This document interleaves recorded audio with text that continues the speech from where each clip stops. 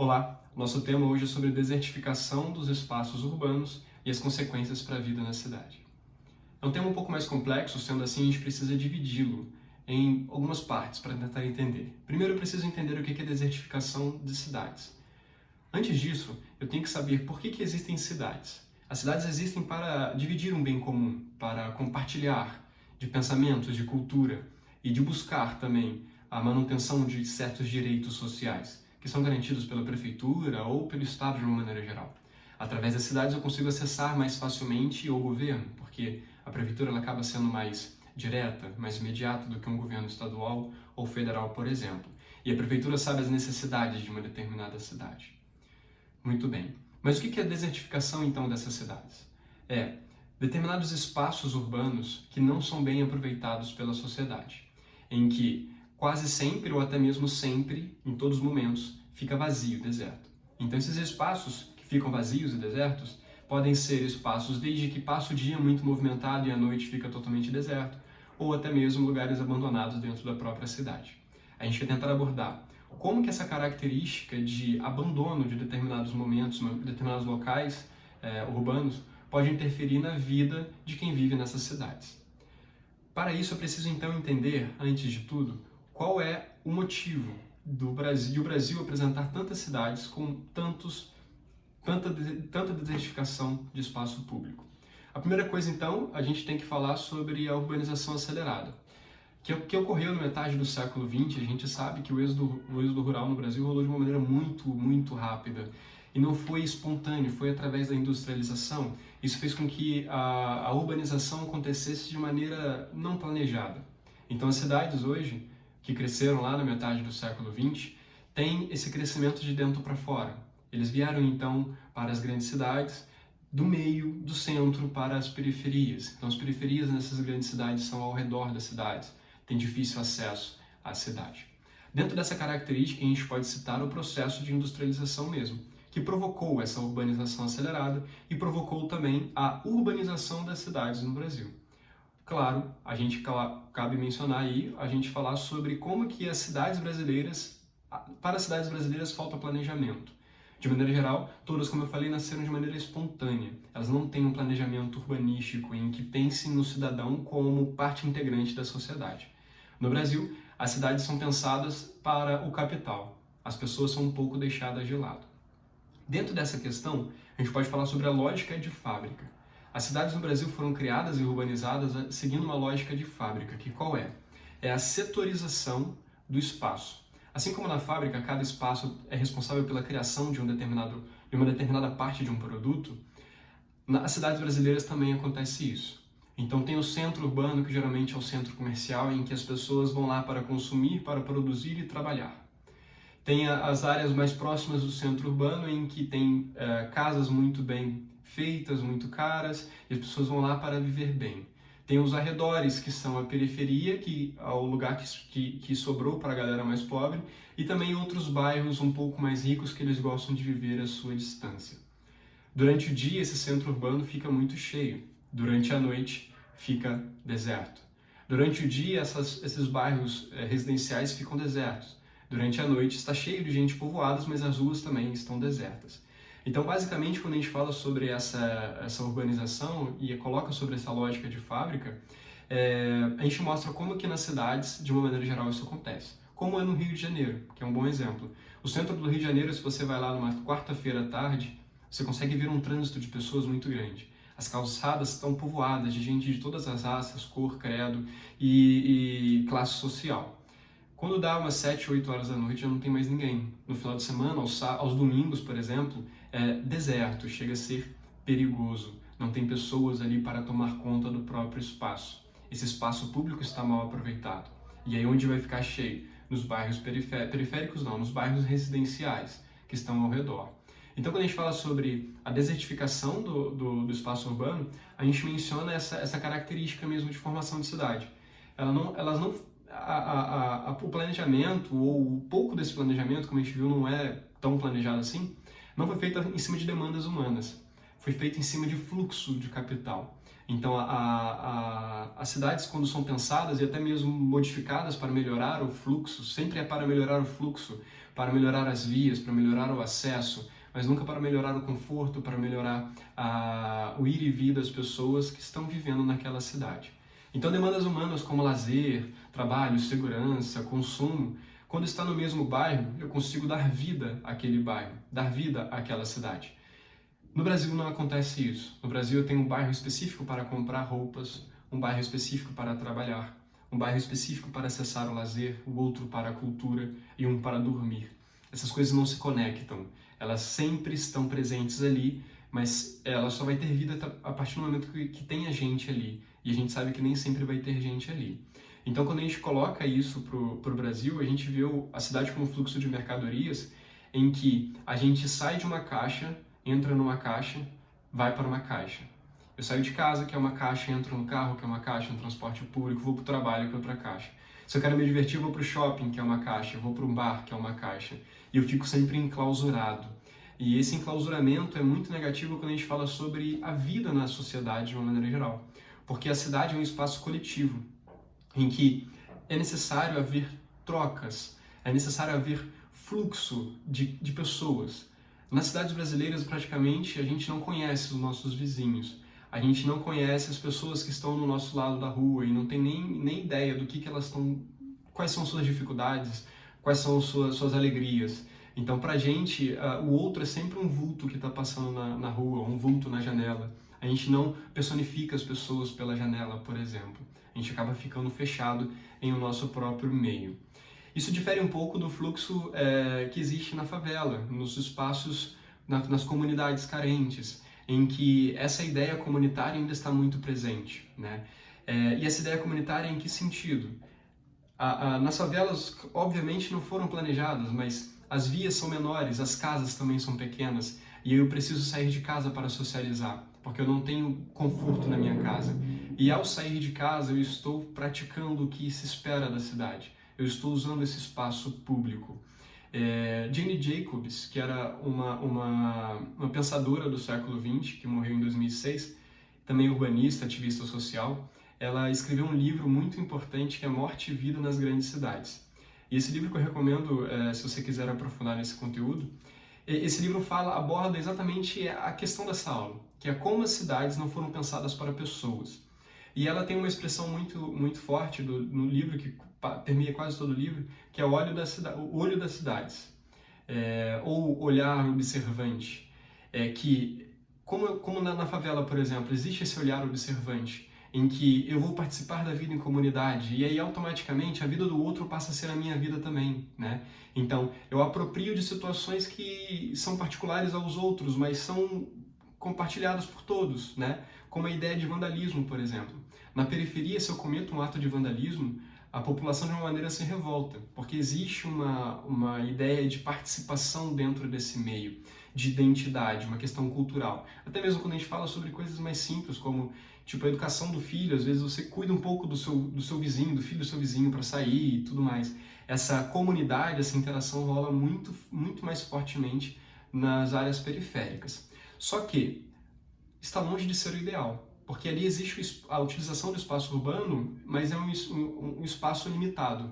Quando a gente fala sobre espaço urbano de verdade, e aí a gente fala sobre a desertificação disso, apesar dessa comunidade toda, ainda está desertificada as cidades, porque a galera da periferia não consegue acessar partes importantes do aparelho urbano, que são garantidos lá na Constituição, no artigo 6, que fala sobre os direitos sociais, como segurança, trabalho, lazer, cultura, e saúde e várias outras coisas. Então, se eu moro na periferia, eu não consigo acessar essas áreas. Por exemplo, a questão cultural, a questão artística. E aí eu acabo dividindo,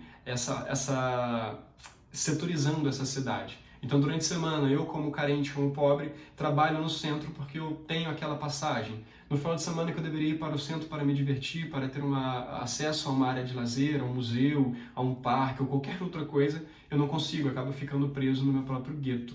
A gente pode falar então dessa cultura de guetos que é gerada dentro das grandes cidades brasileiras. A gente convive com várias pessoas, mas o número de pessoas que a gente convive é simplesmente uma bolha.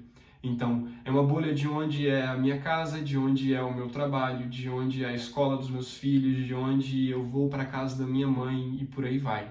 Eu não acesso, eu não sei, não conheço as necessidades dos meus concidadãos que estão ali vivendo comigo na mesma cidade que eu.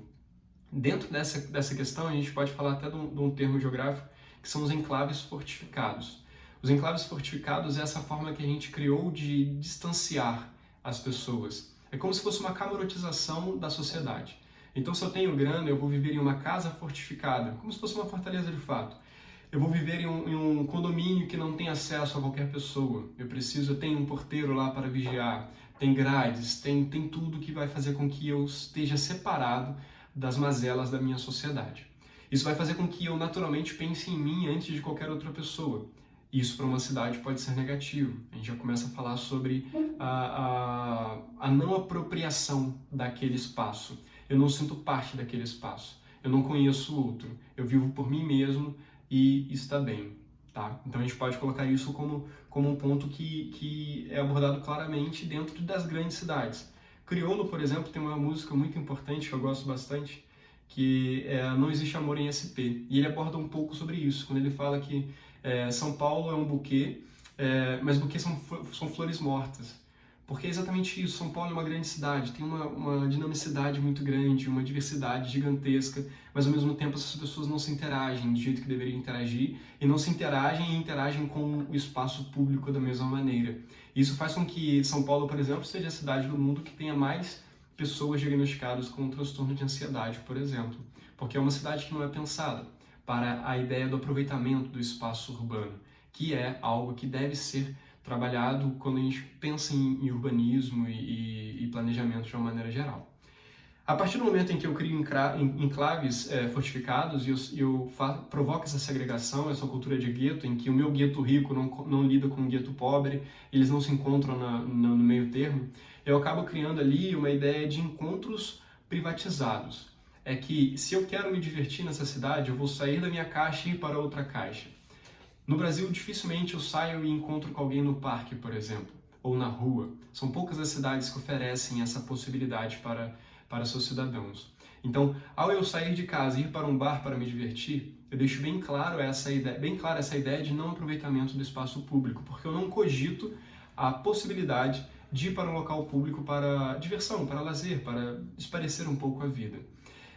Aí você pode até colocar uma outra parte da música lá do Criolo, em que ele fala que os bares estão cheios e almas estão vazias. Pode relacionar, fazer uma questão meio poética e colocar que para o brasileiro se divertir é estar com as pessoas iguais, viver em suas próprias bolhas. Isso pode ser ruim para uma sociedade em que quer algo maior do que isso, tá? Então a gente pode colocar isso. E essa falta de identificação pode ser gerada. Muito bem, quais são então as consequências que isso pode gerar?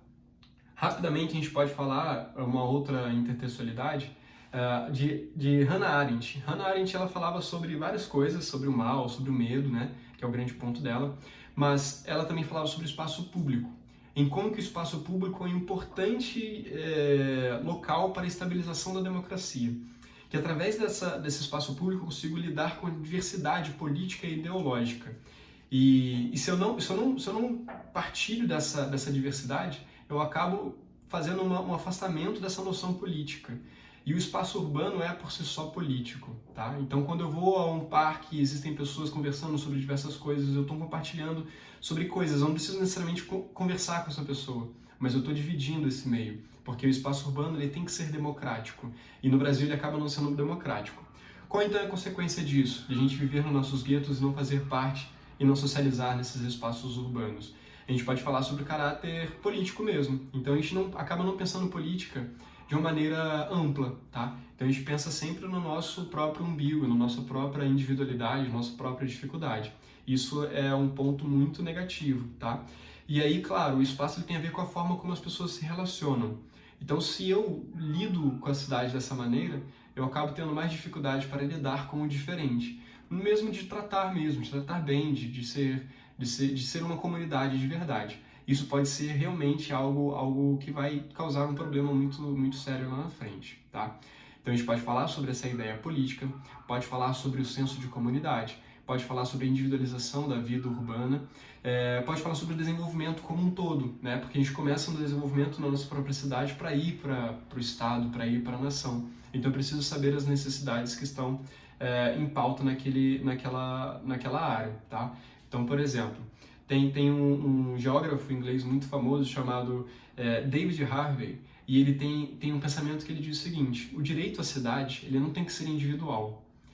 E o direito à cidade, basicamente, no Brasil é esse, é individual. Eu penso no meu direito. A minha rua está com buraco, então eu vou lutar pela minha rua, eu não vou lutar pelo bairro do outro, que às vezes não tem nem saneamento básico. Então ele falava que o direito das cidades não pode ser individual, tem que ser coletivo. Mas tem que ser coletivo na característica, no caráter de reinventar essa cidade. Então, para ele, o direito à cidade é quando eu posso reinventar a minha própria cidade. Que é o que acontece em algumas cidades quando a gente faz essa famosa revitalização. E às vezes a comunidade participa também. Às vezes faz um grafite, às vezes muda uma praça, pinta uma praça, faz um espaço de lazer que não havia, revitaliza um parque e por aí vai.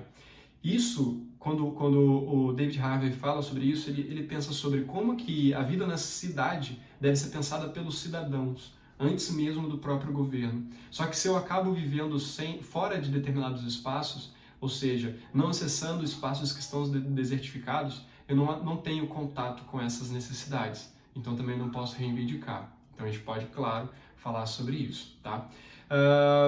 Intervenção. O que eu faço então de intervenção? A gente pode trabalhar como exemplo Copenhague, que é uma cidade da Dinamarca, e que lá tem um departamento chamado Departamento de Vida Urbana.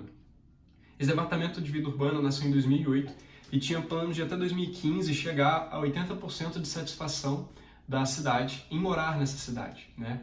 E aí em 2015 chegou a 89% a satisfação.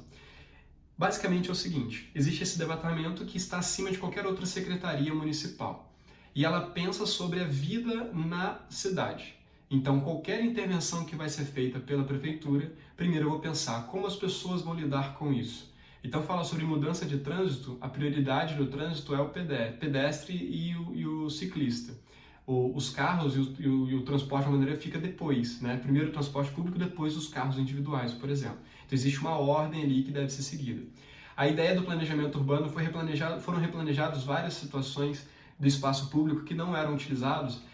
Lá só para a gente ter ideia, tem parques que têm churrasqueiras e até fogões de uma certa determinada forma para você cozinhar nesses parques, para você ir com a galera lá fazer um churrasco no meio de uma praça, por exemplo. É uma coisa que é a apropriação desse espaço público. Aqui no Brasil não, se você pega a sua churrasqueira e fazer um churrasco na praça, está arriscado um guarda municipal acabar tomando aquilo, porque para os próprios governantes o espaço público não é público, ele acaba não sendo acessado pela população. Então o que você faz então relacionado a esse Departamento de Vida Urbana de Copenhague? Você vai sugerir, a proposta de intervenção, que as prefeituras municipais criem algo parecido com isso, para que pessoas pensem em escutar as pessoas da própria cidade antes de fazer qualquer coisa sobre planejamento urbano. Isso seria importante, seria muito bom. Então você pode fazer isso e colocar Copenhague como um exemplo. Aí, claro que existe a característica do Brasil muito diferente da Dinamarca, mas a gente não precisa entrar nesse viés. Mas algum ponto de mudança pode ter, deve ter. Só para a gente ter uma ideia, São Paulo também estava preocupado com sua urbanização e criou mais ou menos nessa mesma época um índice de eficiência da rua. E esse índice de eficiência na rua é melhorar o trânsito, fazer com que mais carros passem por minuto sem trânsito. E não fala nada sobre o cidadão, sobre os pedestres, né? Então no Brasil a gente pensa no trânsito, na cidade de uma maneira geral, de maneira que fortaleça o fluxo de capital, não o fluxo de pessoas. Então, se eu puder distanciar as pessoas, mas os carros irem rápido, não tem problema nenhum. Então a gente pode falar sobre essa prioridade que deve haver na sociedade. Uma outra coisa a gente pode colocar sobre as organizações da sociedade civil. Não assim de uma maneira ampla, você vai determinar qual é essa organização.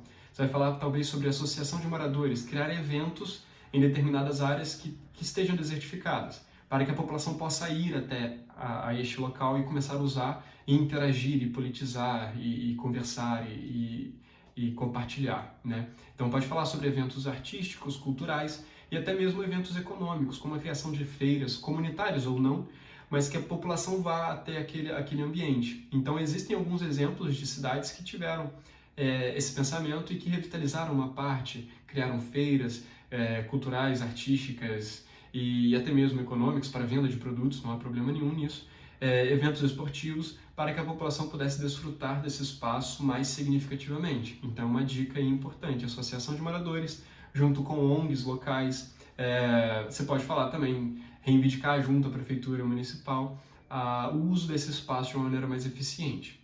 Uma outra coisa também que a gente pode abordar é a mídia dar voz a pessoas que não têm voz dentro dessa cidade, para que todos possam saber suas dificuldades, seus desafios e possam participar da mudança dessa sociedade, para que possam pôr em prática o direito que o David Harvey falou lá, o direito de reinventar a minha cidade, o direito de mudar o pensamento dessa sociedade e eu conseguir olhar para a minha cidade e falar, é a minha cidade, assim aqui que eu moro, aqui que eu gosto, e eu vou lutar para que ela cresça, para que todas as pessoas se desenvolvam e que dê tudo certo. Claro que existem outras intervenções, você pode falar também sobre a prefeitura mesmo, revitalizar alguns espaços como iluminação, a criação de praças, de quadras poliesportivas, de parques e o incentivo disso.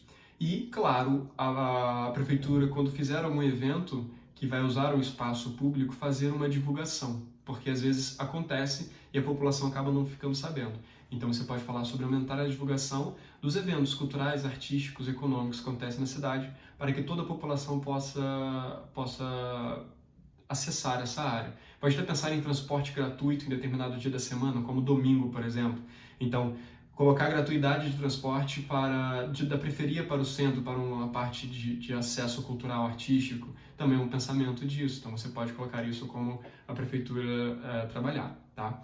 Então, o tema, como eu falei, é um pouco mais complexo, mas você consegue trabalhar isso de maneira eficiente, sempre pensando como que a desertificação dos espaços públicos acabam afetando a vida na cidade. Isso em todas as pessoas, tanto os ricos quanto os pobres, as pessoas que estão morando no centro, nas periferias, nos guetos, e aí tentar trabalhar isso. Fazer, então, dei várias dicas de intertextualidade, colocar pelo menos uma em cada parágrafo, que esse texto vai ser bem escrito. Tranquilo? Então era só isso mesmo.